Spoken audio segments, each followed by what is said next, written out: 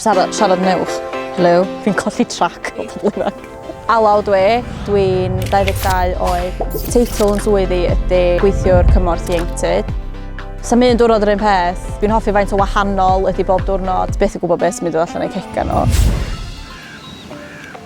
Den heddiw yma, y dasliad ydy bod ni wedi gorffan gweithio ar brosiect yma dros yr ha' i blannu potia, roed i busnesau lleol am ddim. Pam dwi'n gweld y pobl ifanc dwi'n gweithio efo yn cael y light bulb moment, a maen nhw'n gwenu, a maen nhw'n hapus. Dyna di hoff beth i amdano'r job yma, rili. Llynau met!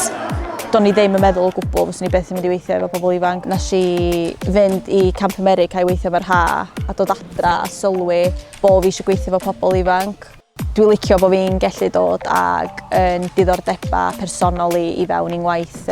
Da te, ti glyfar, dwyt?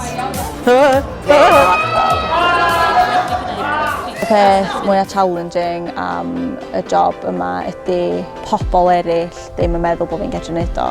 Faint oed dwi ydy'r cwestiwn mwyaf dwi'n gael, achos dwi'n edrach yn ifanc hefyd. Mae o'n nocio chdi nôl chdi bach. Ydw i. Ond os dyn nhw'n meddwl gedrau, dwi'n gorfod dangos iddyn nhw bod fi'n gallu gwneud o, achos dwi'n gwybod gedrau wneud o. Yr teimlad da chi'n gael o weithio efo unigolion, mae o'n lot mwy werthfawr na pres, a da chi'n gallu newid bywyd rhywun.